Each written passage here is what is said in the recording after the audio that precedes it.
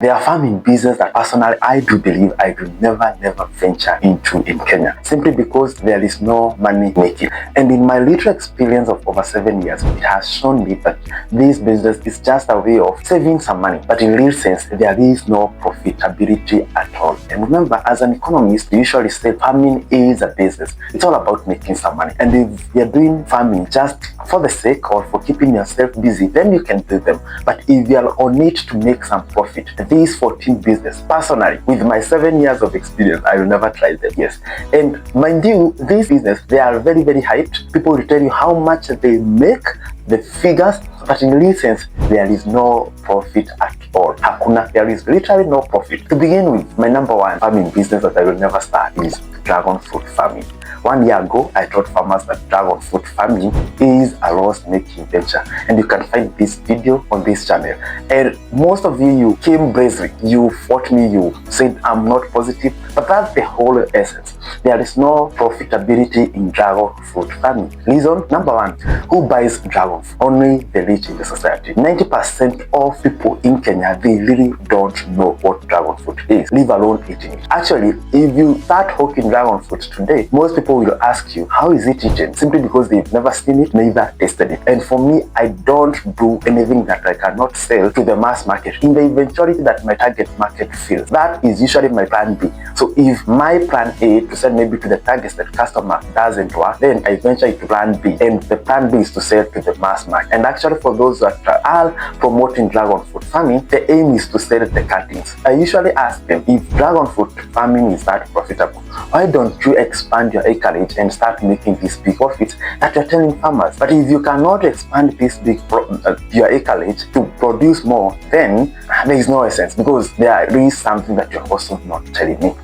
And the second business that I will also not venture into is broilers farming. Broilers farming, this is farming chickens mainly for meat. They have a short maturity of 4 to 6 weeks, and this is where farmers think that they have shorter returns. But in actual sense, the amount that you have invested those 4 or 6 weeks is more than what you get. And most farmers, what they don't do the maths. They don't do the figures to see how much did I put. And even if they do, they forget to add one thing, the labor. How much did you invest on yourself while taking care of them and managing them? Then the other thing with broilers, they are heavy feeders, and then the market is also not guaranteed, and also people's perception. People don't nowadays like broilers. So for me personally, I want to, and even the returns. A friend of mine once told me, even after doing over 10,000 pounds, he realized that the profit is less than 5%. So is a 5% worth risking? It's up to you to think, but I will not do broilers farming at all. The third business that I also not do is farming pigs with an intention of selling piglets. So why should you buy a pig and then you wait for the 3 months, 3 weeks and 3 days for it to follow and all that, and then after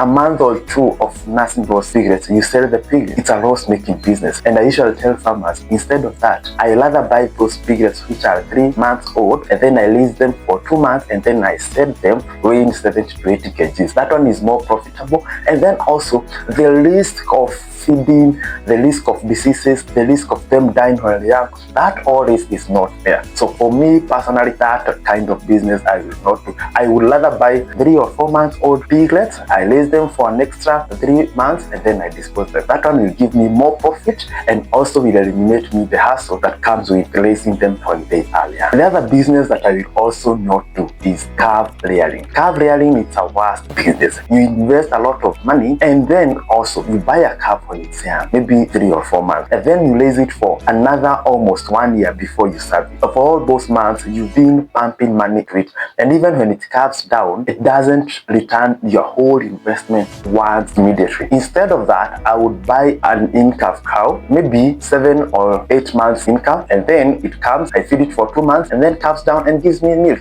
If not so, I will buy a lactating cow. It's better to buy a lactating cow. Ng'ombe unanunua, unakuja unakamua immediately. This one one gives you money and your returns faster compared to this one of buying calves.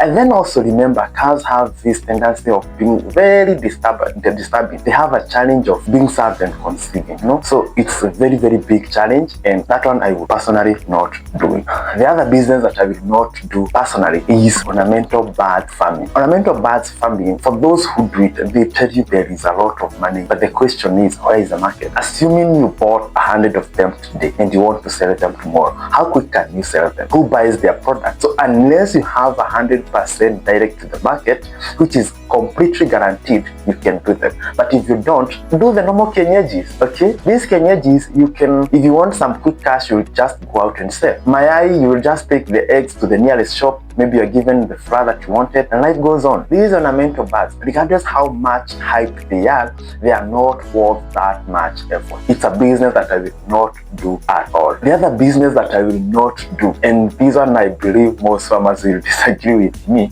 but it's true.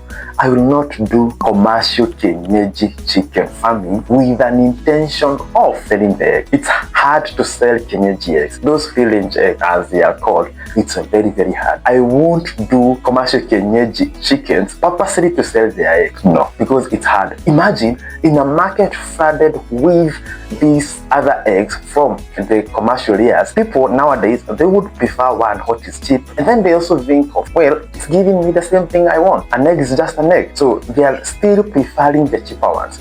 And remember, if a farmer has a cheaper option for the product that you have, they will always go for that one, or even the consumer, they will always go for that one. Okay, so I won't do for that one because I might end up being frustrated or stranded with my egg. However, these ones, maybe I do them when I have a direct market, and this market is a market for those who hatch chickens. Okay, so if I have a market for those who hatch chickens, then that's okay. Kienyeji chickens, that one I will do. But if I don't, I won't do them. Yes. Plus, also considering the feeding, the how long they take to start laying. Now, for the normal commercial layers, they may start within 4.5 months. For kienyeji, you will have to wait almost 5 or 6 months before they lay. So why should I have to do them? Instead, let me do the normal layers. The other business that I will not do, and these two businesses I've tried, is raising seedlings for selling. It's a good business because you buy seeds at a cheaper price, and the margins are okay. But now the stress that comes with you not finding the market. What happens when you raise your own seedlings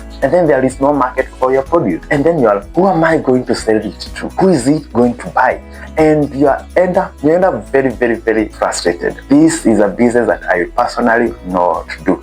Not to mention, if you don't have a big land. If you have a big land that you can expand your farming, it's okay. In such a way that even if you don't find buyers for your seedlings, you can plant them in your farm. And this is what happens with these big seedling raisers. But if you don't have a big land to do it, personally, I won't do it. And then also there's a lot of competition. There are a lot of seedling lasers around. It's not worth it. The other one is the business of hatching chickens and then selling them, maybe while they are 1 week old or maybe 2 weeks old. This one is a good business, but for big companies. But for a starter, I really wouldn't do it. And even for those who are promoting it, they're just promoting it for you to buy the hatchery. But in real sense, if it was that much worth, why shouldn't they, with all the hatcheries, start hatching them? That is a question that you should also ask yourself. Now, the reason why I wouldn't do it, those 21 days, it requires one, a lot of electricity. There comes the cost. And then number two, you don't have 100% certainty with the fertility of the egg. So you find out that after you put your eggs on it, like you have maybe 50% hatch rate, or even sometimes you have maybe 10 or 5, depending on the quality of the eggs that you got. And then even on that one, even if I have a 90% hatch rate, who will buy my chicken? And even if I will find myself maybe stay with them for like a week or two. They'll be eating, they need a lot of warmth and electricity and care and all that. So unless I have my own well-established line of customers, I wouldn't love to begin and doing hard chickens at all, unless I do it them for myself. But even the same, I wouldn't even start for myself. Why should I buy 1 or 2 or 3-day-old chicks while I can buy a 2-month-old hen and then I feed it for 1 month and start laying my eggs? This hassle of the first 1 month and the all eating and all that risk, that one I won't do. No, I would rather let you buy. And even remember, even the cost that you have in these first 2 or 3 months as you lazy, it's very, very high compared to me buying. So I would rather buy it to a hand rather than the chick. The other business that I really won't do is to farm very weird things. And why do I call very weird? Because there are things that are they are luxurious crops. And these luxurious crops include red cabbage, cauliflower, and also broccoli. Now, these crops, they are crops that will only benefit you when there is extreme shortage. That's number one. Then the other number two, they are widely consumed by the few in the society. It's a luxury. Someone can do away with it. And any product that a consumer will do away with it easily, and especially a farm produce, it doesn't guarantee any profit. Currently, there are a lot of farmers stranded with their broccolis, cauliflowers, and red cabbage, and they don't know where to take them. For broccolis and cauliflowers, they are very delicate, extremely delicate. Delicate in such a way that if they mature, they cannot stay for an extra month while you look for the market. For cauliflower, they turn yellow and maybe start rotting. For broccolis, they will sprout and you end up frustrated with them. For red cabbage, where do you take over 10,000 heads of red cabbage? If you have to do them, just do 2 or 5. 10,000, it will be a hassle. You cannot hook them, even invest, because most people don't do and they don't know them. But if with the normal white cabbage, you can hook them easily on the estate, and what you only need to do is to reduce the price and people will definitely end up buying. So for this, I will not do unless I have a guaranteed market where I will take my produce. The other farming that I cannot do is French beans farming. French beans farming, though promoted by most companies, it's very, very risky and delicate, very expensive, very consuming, and they are also heavy feeders. They need a lot of nutrients to survive. And then also remember, you cannot also hope these French beans. You harvest them today, 2 or 3 days, they're very, very perishable and they've lost the quality. I rather do the normal things, but that one I won't do. Now, there is another crop that I will not do. I will also not do macadamia farming. There was a time some few years ago, a price of 1 kg of macadamia was going for around 200 shillings, and most farmers rushed to do it. And yes, it was giving farmers more profit. But nowadays, with the changes in government regulations, it has affected the prices, and even most farmers have now lost hope with it. And also, the other thing, a produce that you only rely on export market, it's very hard. I would rather do avocados rather than macadamia, because avocados I can just harvest and take them to any market and local consumers will buy. But macadamia, very few people will buy. It's also a kind of luxury. So for those two, I will definitely not do. We've covered the list of business that we cannot do. Next that we are going to cover is the list of profitable farming business, and even if they're not that much profitable, but they make some economic sense to do. So keep allowed. Don't also forget to share this with your friends and other farmers.